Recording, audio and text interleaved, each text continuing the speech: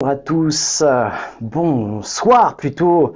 Ah oui, la nuit tombe plus vite maintenant. J'espère que vous avez passé une belle semaine, bonne semaine, que voilà, vous êtes prêts pour vous ressourcer pour le week-end. Je suis très heureux de vous retrouver, de vous accueillir dans ce bel espace avec, vous voyez, j'ai allumé le feu de cheminée, un petit feu comme ça pour nous tenir au chaud. Oui, c'est un moment que j'attends avec impatience. Je suis tellement content de partager ces choses-là avec vous, de me rapprocher de vous, d'évoquer des problématiques qu'on se pose tous, dans lesquelles on est tous, hein, moi aussi, et donc du coup, de pouvoir peut-être vous donner des clés qui vous serviront à aller mieux, à être plus heureux dans la vie, plus en connexion avec la vie, avec vos aspirations et avec vous-même, pourquoi pas. Alors voilà, on accueille encore les personnes euh, gentiment dans ce direct. Nouvel exercice pour nous à Open Synapse, Centre Aura, sur toutes les plateformes dans lesquelles ce direct est diffusé. C'est le troisième direct que nous avons ensemble. Et voilà, c'est un nouvel exercice aussi. J'ai dû apprendre tout ça et j'apprends encore, évidemment. C'était déjà pas facile de travailler avec son image. Il y en a qui savent quelque chose. Je travaille avec des gens en entreprise qui doivent, on incite à travailler sur l'image, sur le fait de faire des vidéos, d'être à l'aise avec ces outils-là qui sont presque, quand on développe une activité indépendante, des incontournables. Donc, voilà, c'est, je pense, évident pour personne d'entendre sa propre voix, de percevoir son image, de comprendre, d'être à l'aise avec cette image qui nous renvoie. Parfois, pas vraiment forcément ce qu'on voudrait. Donc, voilà. C'est un plaisir de partager ces choses-là avec vous aujourd'hui. Merci d'être là, de partager ces moments avec moi, avec Open Synapse, avec le Centre Aura. Et puis, on va commencer dans le vif du sujet. Oui, on est en période de transition, de saison. Aujourd'hui, voilà, la luminosité commence à diminuer. Et ça nous affecte, hein, ça nous affecte sur le plan de l'énergie, sur du mental. On va voir un peu tout ça. Je me présente en quelques mots, je m'appelle Gilbert Dagon, je suis maître hypnopraticien, master coach et cofondateur du Centre Aura et aussi directeur des programmes thérapeutiques de la plateforme Open Synapse qui est une application qui vous soutient au quotidien de manière thérapeutique et aussi de soutien coaching, apprentissage et tout ça. On en parlera un petit peu plus tout au long de ce direct. J'ai donc plusieurs activités dans ma spécialité qui est l'hypnose. J'ai une activité qui est de faire de la thérapie dans mon cabinet à Échandon en Suisse, proche de Lausanne, où je reçois des gens pour toutes sortes de choses, tout ce qui est psychosomatique et ça va très loin puisque 8 consultations sur 10 auprès d'un généraliste selon l'OMS est pour un problème psychosomatique. C'est aussi pour la confiance en soi, pour des phobies, pour des allergies, pour toutes sortes de choses qui se soignent très très bien avec l'hypnose. Ce que je remarque souvent, c'est que les gens, quand ils viennent me voir pour une problématique, très souvent, ils viennent en me disant « Ouais, vous êtes le dernier recours, j'ai déjà tout essayé, j'ai déjà tout fait. » C'est dommage de perdre son temps comme ça ou d'avoir perdu son temps comme ça, parce que souvent ça n'a pas marché, justement c'est pour ça qu'ils sont là. C'est pour ça que je dis que c'est de perte de temps, alors c'est pas vraiment une perte de temps, parce que à chaque chose qu'on fait, on grandit, on évolue, parfois il y a des progrès qui se font, que ce soit dans des maladies, dans des problématiques plus légères aussi.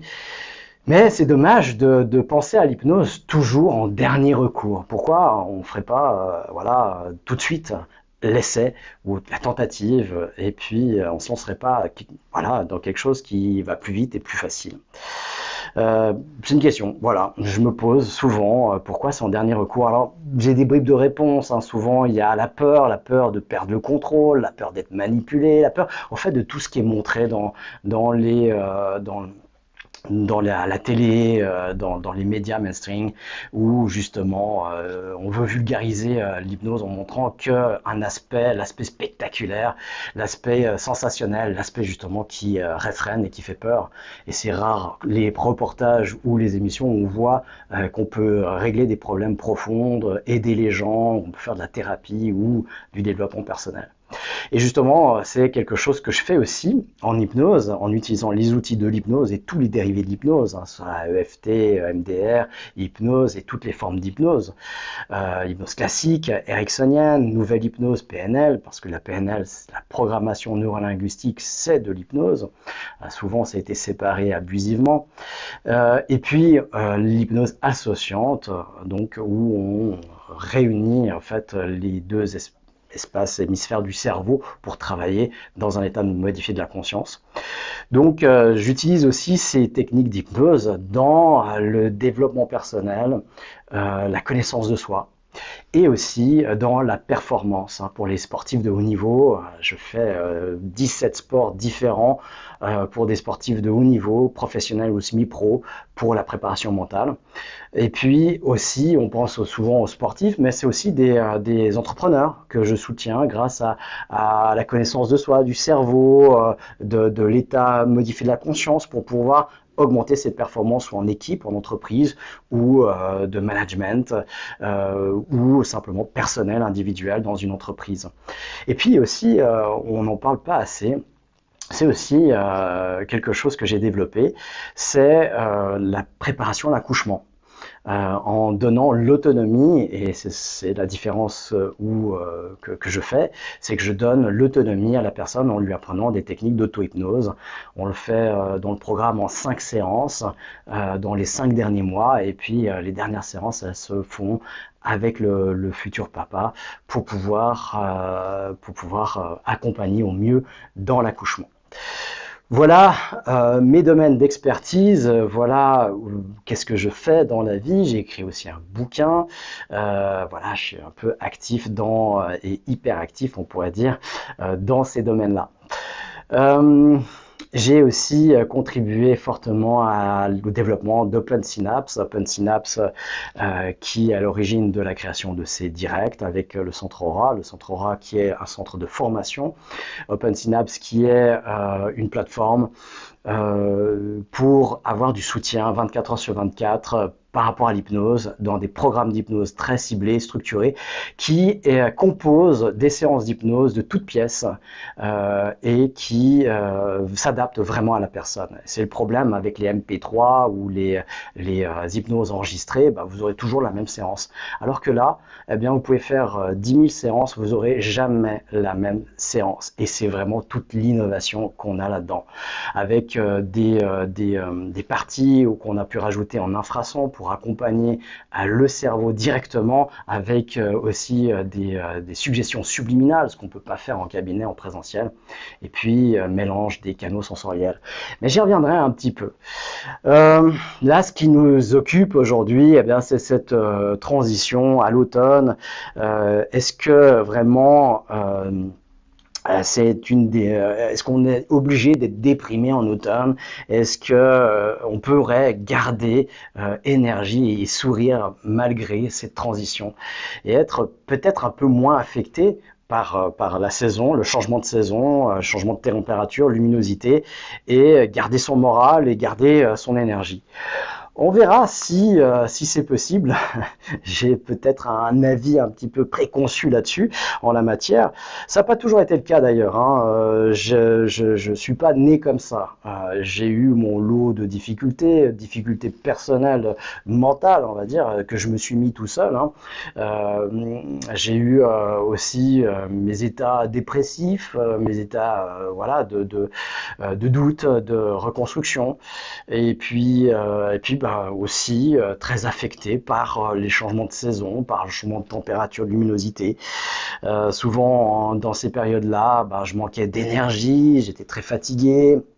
J'ai envie de rester au lit et peut-être que vous vous retrouvez là-dedans, hein, au coin du feu. Là, c'est pas un week-end de 2 jours qu'on a envie de passer là, c'est un week-end de 2 semaines, on va dire de 15 jours. Hein, ça serait bien ça. Et puis d'avoir le mental qui ralentit, c'est un petit peu tous les symptômes qu'on peut rencontrer dans ces périodes-là.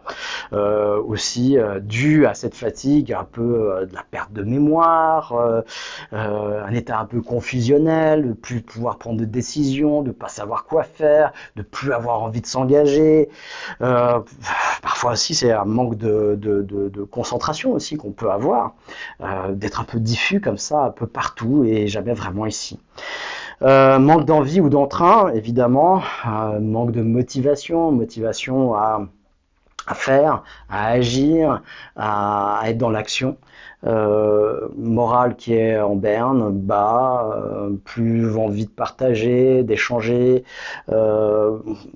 On a aussi cette baisse de température qui fait que on va plus se plaindre, plus être dans des choses un peu négatives comme ça et ressasser, être dans le ressassement comme ça.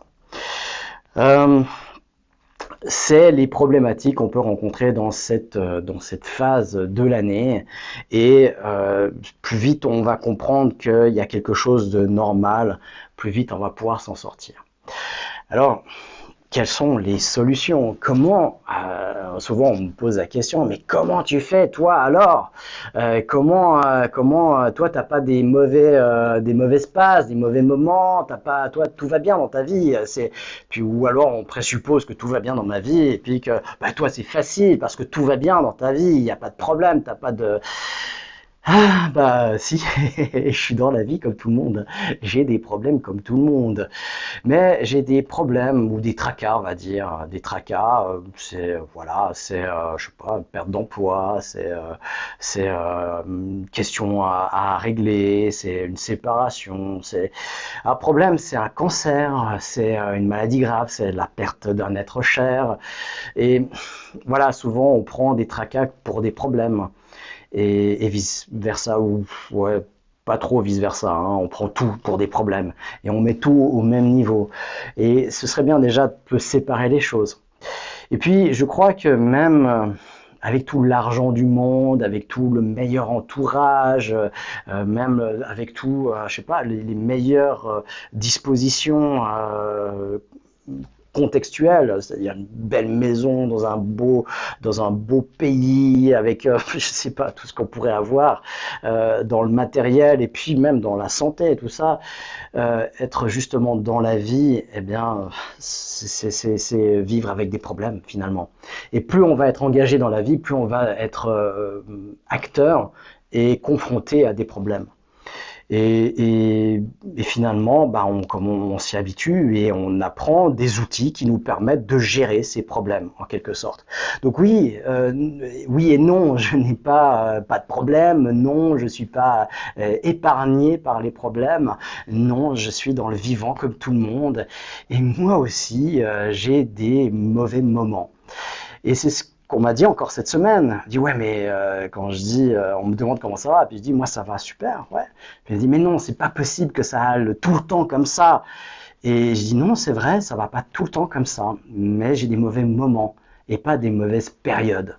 J'ai pas des mauvais, je sais pas comme des fois on va arriver petit à petit, hein, on va arriver à la fin de l'année quand même, hein, c'est dans 3 mois. Eh bien la fin de l'année, j'ai des gens qui me disent ah, heureusement que c'est fini l'année 2023 parce que quelle année de merde. Et moi, j'ai envie de leur demander, et je leur demande hein, quand ils sont au cabinet, je leur demande mais comment vous avez fait pour passer une année de merde? Parce que vous avez peut-être eu des merdes dans l'année, mais pour passer une année de merde, il faut se maintenir dans ces petites merdes qui sont arrivées ponctuellement dans cette année. Parce qu'il y a plein de choses aussi fantastiques qui sont arrivées, aussi, alors c'est pas fantastique, belles, joyeuses, porteuses, entraînantes, et puis peut-être même juste neutres. D'accord? Donc, il y a plein de moments comme ça qui passent, mais non, on focalise son attention sur l'année de merde ou les moments de merde qui font que, à additionner, on arrive à se dire que c'était une année de merde. Et puis, du coup, le 31 décembre, c'est là où, tout à coup, à minuit, boum, on bascule. Et puis maintenant, ça a tout changé. Tout a changé puisqu'on est une nouvelle année. Et puis c'est là que les gens s'aperçoivent que non, bah, les merdes les accompagnent année après année. Pour pas dire quelle dizaine d'années de merde. Et après, quelle vie de merde finalement, au final, quoi. Donc non, la vie, c'est vous qui la construisez. Et c'est vous qui en faites ce que vous voulez en faire, avec les soucis, les tracas, les problèmes que vous traversez, et il va y en avoir encore, évidemment. Et c'est justement, alors, ce qui serait à faire, c'est d'apprendre des outils pour pouvoir s'en sortir, pour pouvoir, eh bien, traverser ces moments de tempête le mieux possible. J'ai bien le mieux possible, hein, c'est pas toujours l'extase même dans ces moments, hein, évidemment. Donc oui, moi aussi, j'ai des moments, mais il reste des moments, et heureusement. Et je les isole, et puis bah, quand je les traite tout de suite, eh bien, je les porte pas dans les autres différents moments. Donc ça c'est déjà une astuce que vous pourriez vous saisir, servir. Eh bien, je l'ai appris. Moi, je suis pas né comme ça. Encore une fois, c'est pas quelque chose d'inné. C'est quelque chose que j'ai construit, que j'ai travaillé, que j'ai développé. Alors, dans cette entre-saison, quoi, on va dire, ouais, on est dans une saison, mais un peu entre saisons, entre l'été et l'hiver, on a cette période de transition qui est l'automne, où les choses sont un peu mitigées. On vient de passer l'équinoxe, l'équilibre entre la lumière et la nuit. Et donc, on est vraiment dans cet équilibre, on est dans cette bascule de moments où on a le plus d'énergie, le plus de soleil, qui est en relation symbolique avec la joie, avec le partage, avec les échanges, avec la vitalité, avec l'énergie. Puis d'un coup, on va basculer avec le symbole de cette une énergie un petit peu plus réservée, plus introvertie, voire une perte d'énergie pour certains, quelque chose qui va voilà, nous peser moralement. Est-ce que c'est vraiment le cas? Non, il y a des personnes qui adorent l'automne. Et j'ai certainement des auditeurs, des spectateurs là qui se disent mais non, moi j'adore l'automne, c'est ma saison préférée.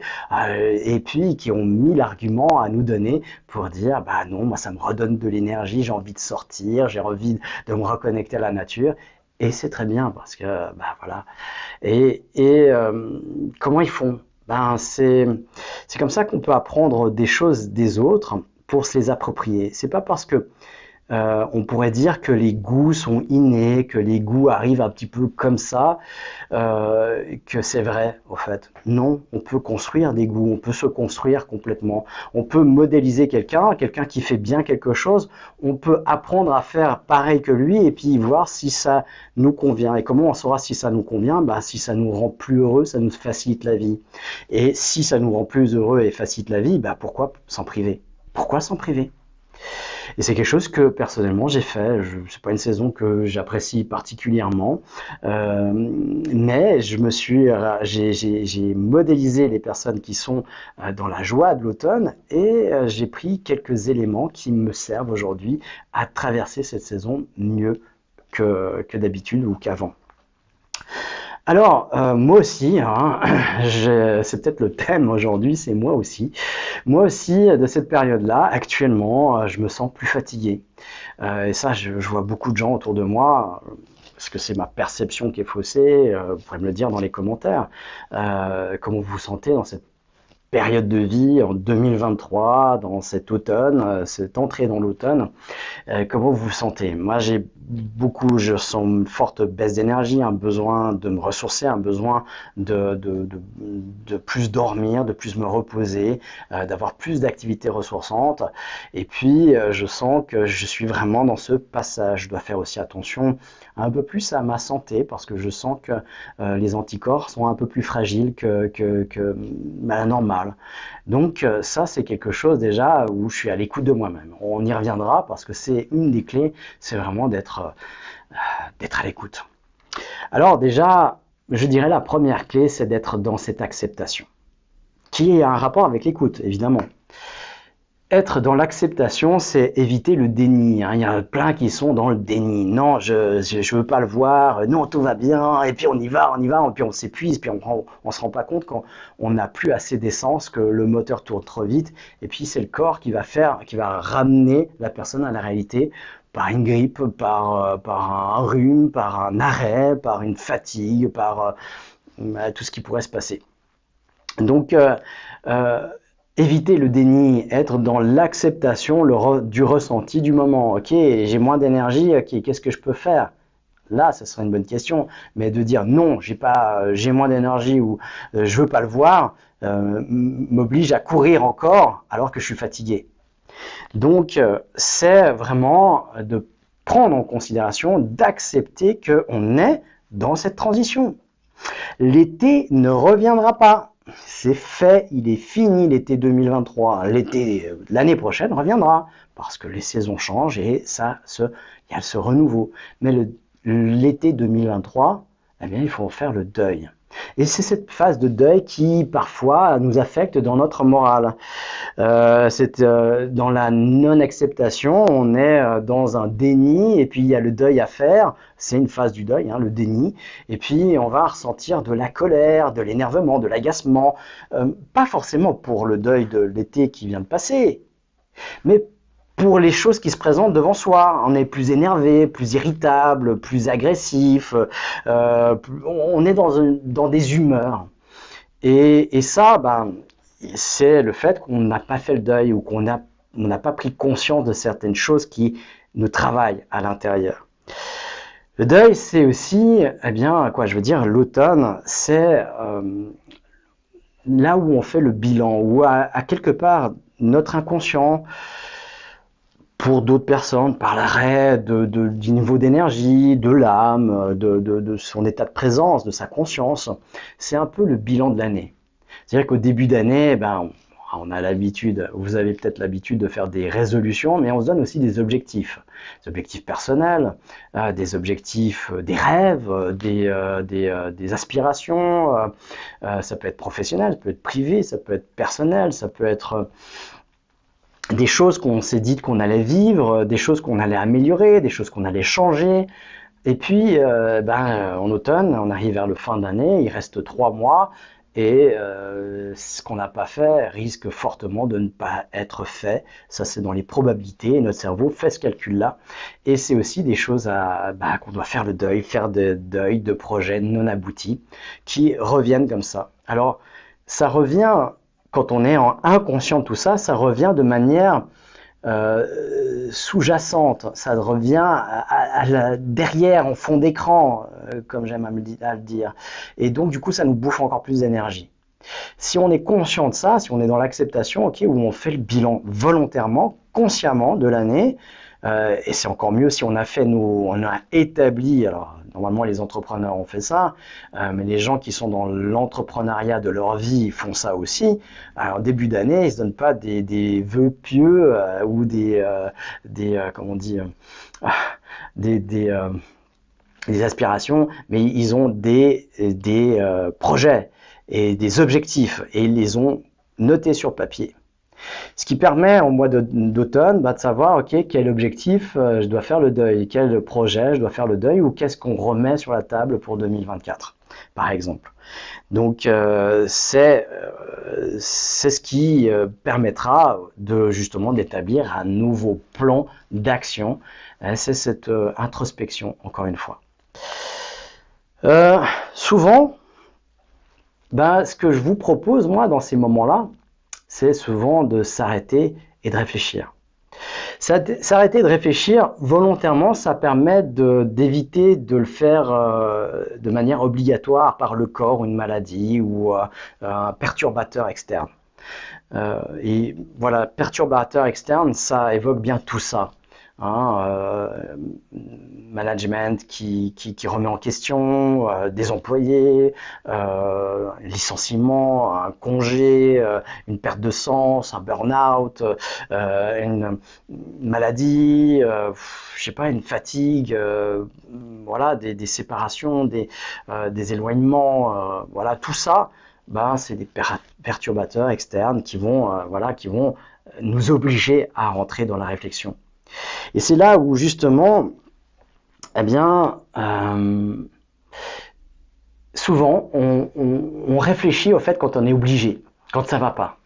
On se pose des questions, on se ressent sur soi quand on est face à un problème et qu'on ne peut plus éviter. Je vois aussi souvent dans les personnes qui sont dans la religion, qui sont croyants, qui ont une foi dans quelque chose, il y en a beaucoup qui prient quand ça va pas, pour demander de l'aide, puis quand ça va bien, voilà, non rien. Non, ils vont plus à l'église, ils prient plus, ils sont plus là-dedans.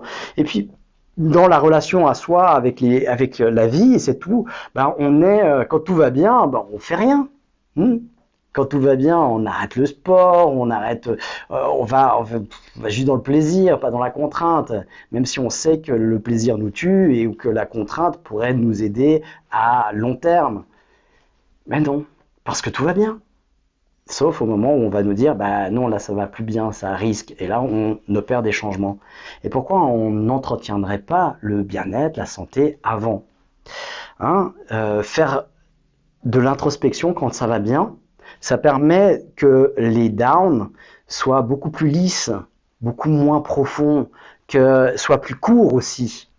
C'est ce que je dis justement dans les mauvais moments, parce que je me pose souvent des questions, parce que je suis souvent dans le fait de m'auto-analyser, m'auto-checker. Je fais souvent ces réflexions-là. Comment je me sens, comment ça va, comment je suis, dans quel niveau d'énergie, qu'est-ce que je veux, quelles sont mes aspirations, quels sont mes désirs profonds, est-ce que je suis aligné avec mes valeurs, là, dans ce que je fais ou pas, comment redresser, sinon, comment agir, réagir avant que cela m'affecte, avant que cela me pèse et me bloque complètement. Et du coup, les downs, il y en a, mais ils sont beaucoup plus faciles à gérer parce qu'ils sont plus courts et moins profonds. Puis quand on vit les phases hautes, les up, ils sont beaucoup plus durables et puis ils sont beaucoup plus forts aussi et puis ils sont beaucoup plus nombreux évidemment. Donc c'est dommage d'arrêter de se questionner quand ça va bien et de se questionner que quand ça va mal. Donc c'est se questionner, réfléchir aussi quand ça va bien, quand on est en phase pour comment faire durer cette phase heureuse, cette phase de bonheur, le plus longtemps possible. C'est de se poser les questions, comme je disais, qu'est-ce que j'ai pas abouti? Consciemment, je vous invite à vous poser ce week-end, ces prochains jours, pour vous demander, mais qu'est-ce que j'ai pas abouti? Qu'est-ce que je voulais réaliser? La plupart du temps inconsciemment, implicitement, et puis que je l'ai pas fait. Encore une fois, ça peut être un voyage, ça peut être une rencontre, ça peut être un changement de job, ça peut être tout et n'importe quoi. C'est vraiment personnel, ça. Donc, qu'est-ce que vous n'avez pas abouti? Et qu'est-ce que vous aimeriez dans toutes ces choses-là vraiment aboutir? Parce qu'il y a un gros nettoyage qui va être fait à ce moment-là, parce qu'il y a des choses où on pense au début d'année ou dans une période de vie que c'est important. Et finalement, en avançant dans le temps, en avançant dans la vie, on se rend compte que c'est pas si important que ça, et puis qu'on peut le faire plus tard ou qu'on peut même carrément le mettre à la poubelle. Mais si on le fait pas, cette chose-là, elle continue à tourner en fond d'écran, elle nous prend de l'énergie, elle nous habite alors qu'elle n'a plus lieu d'être. Donc c'est s'en débarrasser volontairement, consciemment de ces choses-là, pour qu'elles arrêtent de nous faire perdre de l'énergie ou dispenser de l'énergie dans quelque chose qui n'est pas utile. Qu'est-ce que j'aimerais vraiment à aboutir? Prioriser, et puis ça fait vraiment le ménage intérieur, renoncer aux projets qu'on n'a plus envie de mener, et puis relancer les projets qu'on a envie de terminer, d'aboutir. Et là, c'est les planifier, on les replanifie sur la fin de l'année ou 2024, et on va poser des actions concrètes en se posant aussi pourquoi, qu'est-ce qui fait que j'ai pas abouti ce projet cette année-là? Qu'est-ce qui fait que je voulais le faire, mais que j'ai pas pu le faire? Quelles sont les raisons du non-aboutissement? Trouver, et ensuite, on va trouver des stratégies pour y arriver, pour pallier à ça. Se dire, ok, j'avais prévu tous les mardis de faire du sport, et puis je l'ai pas fait. Bon, ok, là je suis frustré, je l'ai pas fait, ok, je m'en veux, je me la culpabilité, je me flagelle, comme on aime tous bien faire. On peut laisser tomber ça, hein, ce sera beaucoup plus doux. Et ça aussi, c'est quelque chose que je voulais dire, c'est commencer aussi à être doux avec soi. Dans cette période de vie où on fait le bilan aussi, dans l'automne, l'automne de la saison de l'automne, évidemment, eh bien, c'est d'être indulgent, qui est le contraire d'être d'intransigeant. Et juste de se poser des questions, ok, pourquoi j'ai pas fait le sport comme j'avais dit que je le ferais le mardi? Puis là, on se rend compte qu'il y a eu un truc qui s'est planifié comme ça, je sais pas, un souper ou l'organisation avec les enfants, et puis tout à coup, bah, on n'a pas pu le faire à ce moment-là, puis on n'a pas pensé à le déplacer, parce qu'on s'est dit, bon, bah, tant pis, je le ferai la semaine prochaine, la semaine d'après, la semaine d'après, puis rebelote, rebelote, rebelote, ce qui fait qu'on n'a pas fait. Et donc, voilà, l'idée, quelque part, c'est vraiment de le replanifier en se posant des questions. Qu'est-ce qui n'a pas fonctionné dans ma stratégie? Et changer la stratégie et replanifier la chose qu'on veut encore faire.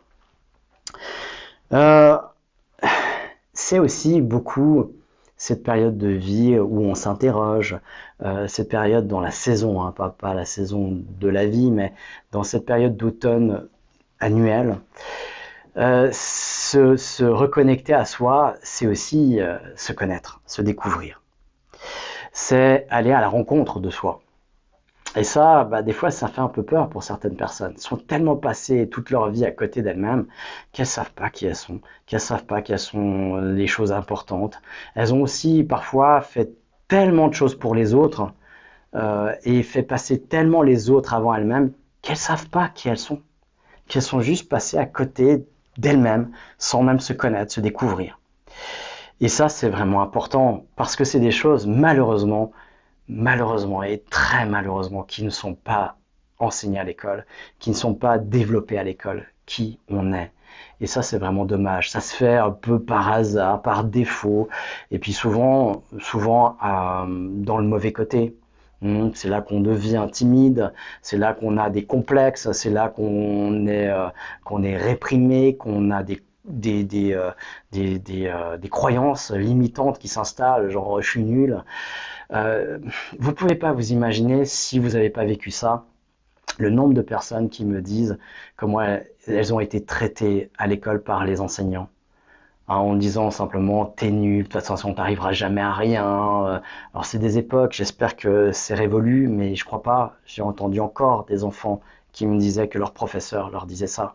Alors, de toute façon toi tu seras bonne à rien, de toute façon t'arriveras jamais, de toute façon toi t'es trop nul. Puis bon après pour se dédouaner un peu de ça, ce qui est peut-être une bonne chose, on a collé des étiquettes, hein, t'es HP, toi t'es HPI, et puis il n'y a plus aucun enfant qui n'a pas une étiquette finalement. Mais c'est surtout pour dédouaner l'enseignant, parce que lui sait plus comment faire, ben on lui a jamais appris comment faire hein, aussi. Quel nombre d'heures de psychologie ont les enseignants? Zéro dans leur cursus, pas une seule. Pourtant, c'est ce qu'il y a de plus compliqué. C'est la gestion de la psychologie des élèves, les relations avec les élèves. Et pourtant, ils n'ont pas une heure de psychologie dans leur cursus obligatoire. Voilà, donc la connaissance de soi, c'est vraiment important et c'est pas à l'école qu'on va le faire. Donc il faut se prendre en main volontairement de manière personnelle, individuelle. Et ça, eh bien, il y a plein de choses qui existent depuis longtemps aussi pour pouvoir se connaître, se développer. Et c'est pour ça, c'est un peu mon cheval de bataille, c'est pour ça que j'ai écrit un livre, hein, développer le cours du coaching mental, le livre Au-delà des possibles, qui 400 pages pour vous apprendre à gérer votre mental, la communication avec vous et avec les autres. C'est marrant, il est dans les mêmes couleurs que l'automne. Et il est pour vous, ça, vraiment. C'est tout ce qu'on aurait dû avoir appris à l'âge de 7 ans à l'école pour mieux se connaître, pour enlever des traumatismes, quels que soient les traumas, en 10 minutes. Et un enfant de 4 ans peut le faire. Je l'ai appris à mon fils qui se l'est fait lui-même et puis qui a même, à 4 ans, l'a fait à sa grand-mère une fois pour un trauma qu'elle avait sur le moment. Et donc si un enfant de 4 ans peut le faire, vous pouvez le faire. Et c'est 1 heure d'apprentissage, 1 à 2 heures. Et vous savez le faire après. Et vous pouvez le faire sur vous, principalement. Et vous pouvez même accompagner vos enfants. Et je ne comprends pas pourquoi ces choses-là ne sont pas encore diffusées assez diffusés. Alors vous pouvez les retrouver dans mon livre que je viens de citer, Au-delà des possibles, qui est accessible sur Amazon notamment, mais partout aussi ailleurs. Les différents cours sur Centre Aura, par exemple la technique que je viens de nommer, de décrire, c'est transformation, reprogrammation. C'est un petit cours qui vaut moins de 30 francs, qui est accessible sur Internet, et vous pouvez faire ça toute la famille, apprendre ça. C'est 2 heures, sauf erreur, ou un peu moins de 2 heures, pour apprendre une vraie technique qui permet de faire des vraies choses à l'intérieur de soi, de mieux se connaître. Et ça, c'est tout bénef pour la vie, parce que personne ne peut vous l'enlever après. Donc voilà. L'auto-hypnose, évidemment, moi ça a changé ma vie, l'auto-hypnose. C'est pas, j'y croyais pas moi à l'hypnose au départ. Je vous ai dit tout ce que j'ai fait en hypnose, et j'en ai fait. J'ai fait des écoles et des écoles. J'ai été superviseur, j'ai été formateur, je suis formateur maintenant au centre Aura, évidemment dans mon centre. Et donc l'auto-hypnose, moi, j'y croyais pas. Je pensais pas que l'hypnose marcherait sur moi. J'en ai entendu vaguement parler à une époque où on n'en parlait pas comme aujourd'hui. Et puis, je pensais que j'étais bien plus fort moi j'avais un mental plus fort que ceux qui étaient suggestibles avec l'hypnose, qui étaient manipulables avec l'hypnose. Et puis quand j'ai appris, j'y suis un peu allé à reculons, faut le dire, à un stage d'auto-hypnose, et puis j'ai appris les techniques, puis bon, je suis assez rapide dans l'apprentissage, j'ai envie d'expérimenter assez vite, ça c'est ma particularité, et j'ai fait une séance d'auto-hypnose pour un problème que j'avais à cette époque-là, qui était vraiment très très contraignant, le rhume des foins, et en l'espace d'une séance, alors je l'ai bien préparé, j'ai travaillé 2 heures dessus avant pour écrire les suggestions, tout ça, ensuite j'ai mis le papier de côté, et je me suis fait la séance tout seul, l'auto-hypnose, ne présuppose aucun élément extérieur à soi. Donc si vous écoutez un MP3, un enregistrement, c'est pas de l'auto-hypnose. Vous avez quelqu'un qui vous accompagne. Et ça, c'est souvent un langage abusif aussi par même des écoles qui disent vous allez apprendre l'auto-hypnose et puis on vous fait des séances en MP3 ou comme ça, ou même dans un cabinet. Vous repartez avec votre séance d'auto-hypnose. Non, c'est pas une séance d'auto-hypnose si elle est enregistrée. Mais par contre, voilà, on apprend des techniques pour se mettre soi-même en état d'hypnose et travailler avec l'hypnose. Donc, travailler en hypnose pour changer les choses. Et là, sur quelque chose qui était très concret, qui est vraiment quelque chose de physique, eh bien, j'ai réussi à le couper. Et à ma plus grande surprise, je fais la version courte, parce qu'il y a tellement de détails à raconter dans cette expérience. Et puis, de fil en aiguille, je me suis aperçu que ça marchait. Je me suis guéri aussi d'insomnie, je me suis guéri de crise d'angoisse et d'une phobie. Et puis, tout ça en l'espace de 2 mois, ça a changé ma vie. Et vraiment, littéralement changé ma vie, changé mon regard sur le monde et mes aspirations. Et je me suis réaligné dans ma vie pour faire une reconversion professionnelle. C'était il y a plus de 10 ans, c'est il y a 13 ans exactement. Et puis changer de vie et me construire mon bonheur. Ce que j'ai réussi à faire, parce qu'aujourd'hui, je peux dire vraiment, je suis heureux malgré les tempêtes que je peux traverser aussi. Voilà, et donc vous trouverez sur centreaura.ch un cours d'auto-hypnose notamment, le cours du coaching mental, c'est le livre que je vous ai présenté avant. Voilà, en présentiel, il faisait 14 heures parce qu'il devait tenir sur 2 jours. En ligne, il fait 24 heures. Donc voilà, c'est tout du contenu en plus et qui est gratuit finalement. Et en plus, vous pouvez revoir plusieurs fois des vidéos que vous n'avez pas bien compris, des sujets que vous aimeriez approfondir, parce qu'on retient d'une expérience comme ça à peu près 20%, 20 à 25%. Voilà ce qu'on retient d'un cours d'un week-end, à peu près. Donc là, avoir des vidéos, ça vous permet d'avoir du contenu que vous pouvez revisiter et intégrer beaucoup mieux. Il y a aussi quelque chose qui pourrait vous servir dans les formations du Centre Aura, c'est trouver son essence, pour se réaligner vraiment dans ses valeurs et les nourrir chaque jour, parce que nos valeurs, c'est notre essence, c'est notre énergie, c'est notre motivation de vie. Et si vous n'avez pas ça, vous passez à côté de votre vie ou vous passez d'un état dépressif à un autre. Et voilà, donc ça aussi, c'est un cours qui changerait votre vie. C'est des éléments que vous pouvez retrouver aussi dans l'application OpenSynapse. Vous pouvez retrouver ces éléments dans les ateliers. Voilà, vous avez des ateliers qui traitent ces sujets-là, comme aussi les émotions, comment travailler avec ces émotions. Vous avez aussi quelque chose qui pourrait vous aider Une des clés aussi pour passer cette période un petit peu mieux, c'est la respiration. La respiration, c'est le lien entre le conscient et l'inconscient. Et c'est le lien entre justement cette partie de nous, parce que on respire sans avoir besoin d'y penser. Vous respirez même quand vous dormez, hein, rassurez-moi. Et vous respirez là devant votre écran, tout en m'écoutant, sans en avoir conscience. Et pourtant, on peut en prendre conscience aussi. Ce qui fait que cette respiration, elle est dirigée par notre inconscient, mais on peut en prendre le contrôle. Et c'est pour ça que ça fait le lien vraiment entre le conscient et l'inconscient. La respiration, si je suis stressé, elle va être affectée. Je ne vais pas m'en rendre compte parce que j'en ai rarement conscience, mais elle va être affectée quand même. Je vais avoir une respiration superficielle, saccadée. Et si j'en prends conscience et que je travaille sur ma respiration en me forçant à avoir une respiration ample et régulière, eh bien ça va m'affecter mes émotions, ça va affecter le stress, ça va le transformer, le changer. Ça m'affecte directement la respiration. Comme mes états intérieurs vont affecter directement ma respiration. Ça va dans les deux sens. Donc la respiration est un super outil pour faire peut-être ce que je dirais un premier niveau d'auto-hypnose, de travail sur soi intérieur grâce à l'inconscient, qu'on pourrait définir l'auto-hypnose. Donc voilà, ce que je vous invite à faire éventuellement, c'est à mettre en place une routine de la cohérence cardiaque. Je crois que j'en ai déjà parlé, mais vous avez ça, vous avez vraiment sur l'application OpenSynapse, vous avez une fonctionnalité qui est la cohérence cardiaque. Alors des fois, je demande à des gens à qui j'ai conseillé ça, on fait un feedback, est-ce que tu as fait la cohérence cardiaque? On me dit oui. Je dis, ah, tu as fait 3 fois par jour? Puis on me dit, non, je l'ai fait une fois. Alors, je répète, le principe de la cohérence cardiaque, c'est 3 fois par jour, 5 minutes, 6 respirations par minute. Et donc, si vous ne faites pas ça, c'est de la respiration, mais ce n'est pas de la cohérence cardiaque. La cohérence cardiaque, c'est pour donner une cohérence aux pulsations du cœur. Et ça ne va pas être suffisant de le faire 2 fois. Ça ne va pas être suffisant pour agir sur le cœur une fois. C'est bien 3 fois par jour, 5 minutes, 6 respirations par minute, 365. Comment le truc mémotechnique pour s'en rappeler. 3 fois par jour, 5 minutes, 6 respirations par minute.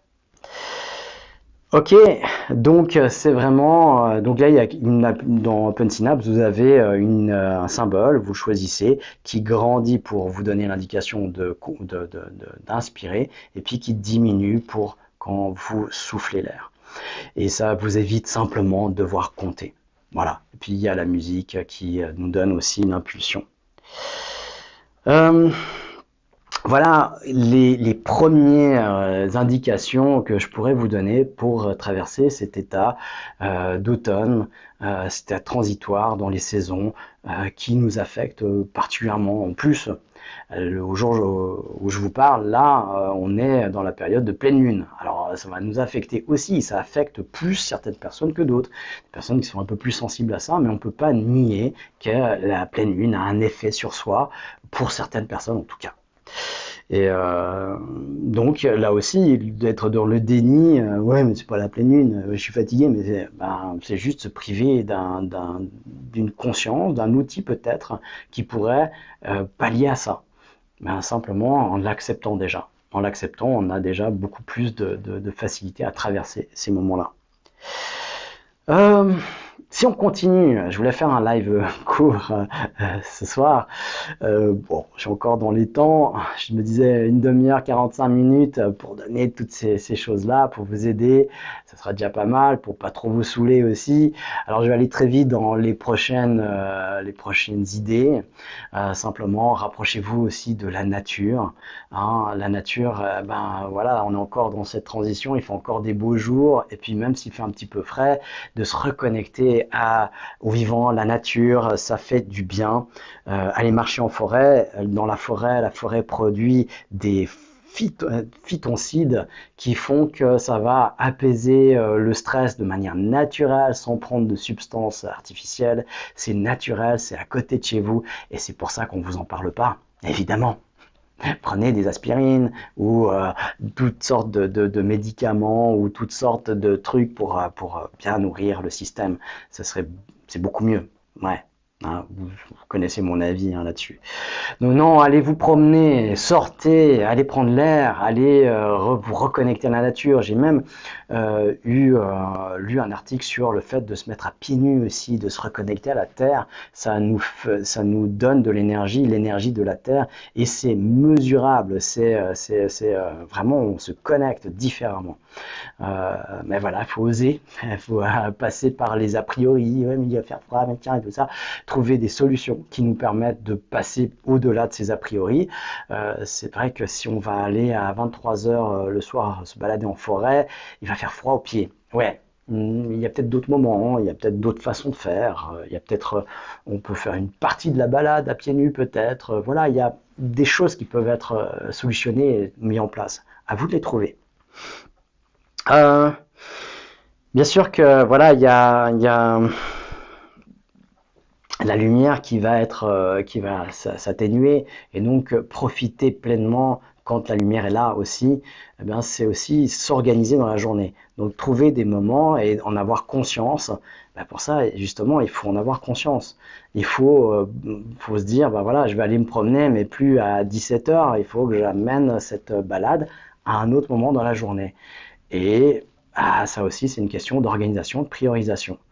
Donc voilà. Passez du temps à l'extérieur quand vous pouvez, ça c'est une recommandation justement.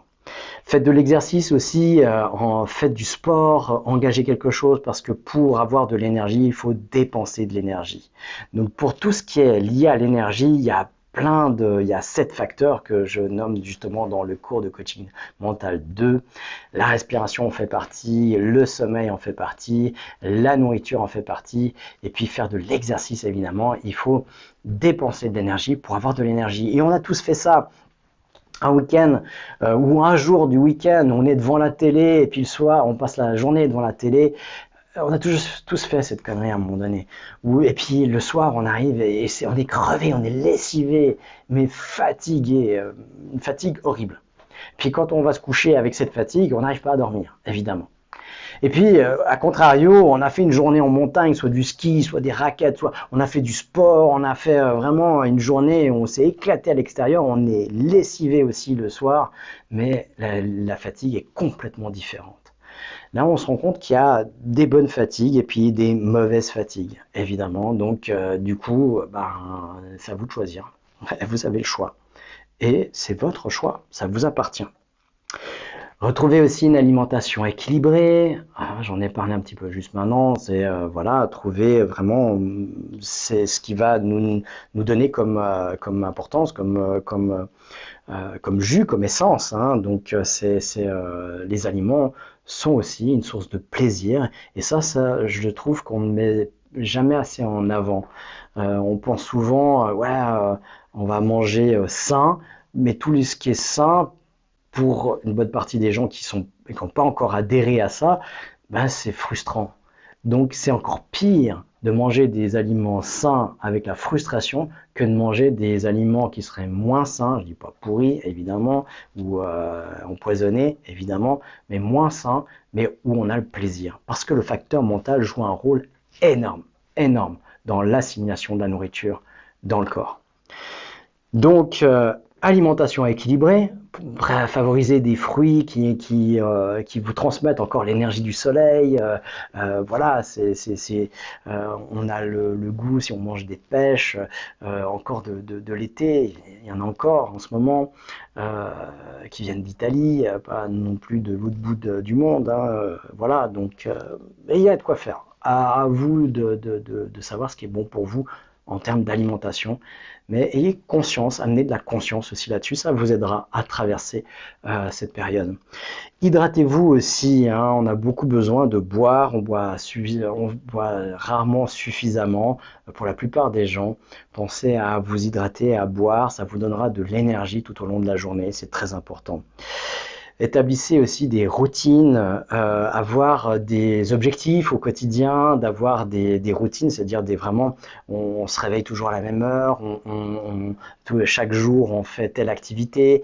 Ça nous permet de rentrer dans une facilité. Et le cerveau adore la facilité, justement.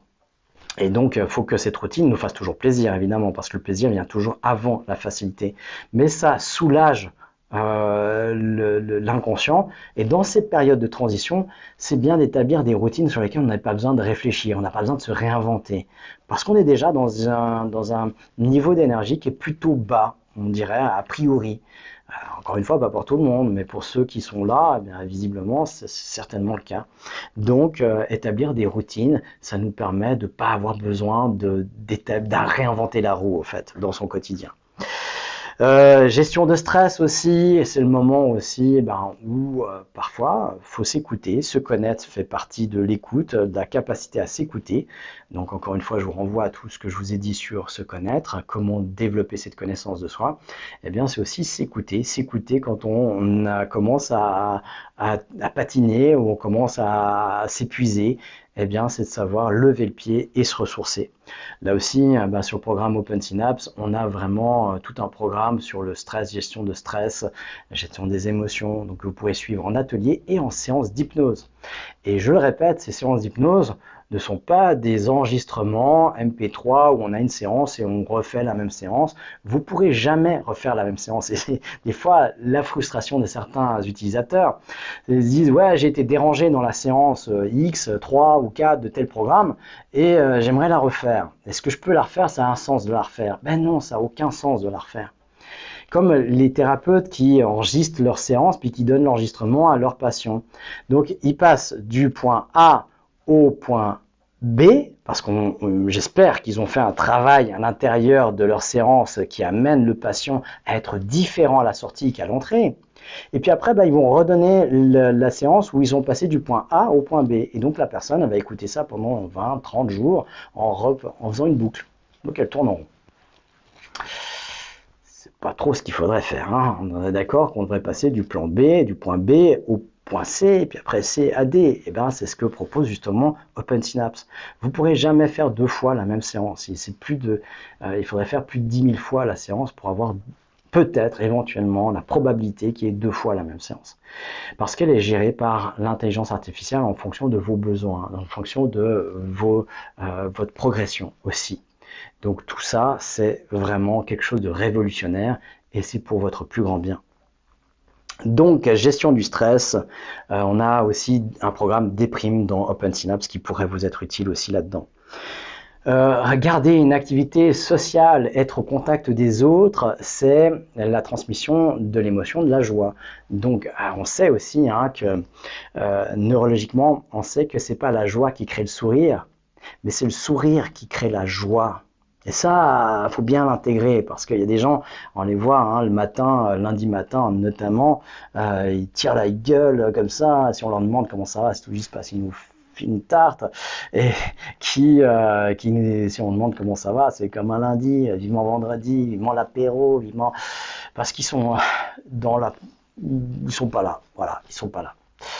Et il y a peut-être des raisons tout à fait valables, mais il y a donc des raisons tout à fait valables à changer soit d'attitude, à changer d'environnement, à changer ce qui a besoin d'être changé pour retrouver juste un niveau agréable pour eux. Ça me dérange pas, c'est égal, mais pour vous peut-être. Donc rester social, c'est comme le sourire. Si on sourit juste, mais pas forcé, c'est sincère, il faut que ça soit... Voilà, on sourit à la vie, on sourit à ce qui se présente, ça crée de la joie. Et se sociabiliser dans ces moments où on aurait plutôt tendance à se renfermer, ça va entretenir et développer la joie à l'intérieur de soi. Ayez toujours aussi des projets personnels qui peuvent vous motiver, qui sont motivants, des objectifs. Placez-vous encore des objectifs pour cette fin d'année, des choses que vous aimeriez réaliser. Vous les replanifiez pour ceux que vous avez peut-être pas fait, ou on n'a pas besoin de faire le deuil complet, mais de mettre en conscience les objectifs non réalisés, puis de les réaliser d'ici la fin de l'année. Des objectifs enthousiasmants, évidemment. Si c'est des objectifs qui vous sont douloureux, ça va rajouter encore de la fatigue et du manque d'entrain. Donc, ce qu'on veut, c'est de l'entrain, c'est de la facilité. Donc, mettez-vous des objectifs qui vous motivent. Et ça va vous faciliter et apporter de l'énergie dans cette période-là. Aussi, travailler aussi l'éclairage intérieur, l'éclairage d'ambiance dans votre foyer, avec des guirlandes, avec des choses qui vous donnent de la gaieté, de la joie, une ambiance particulière qui vous plaît et qui vous donne aussi de l'énergie et quelque chose qui vous renvoie à quelque chose de positif et d'agréable.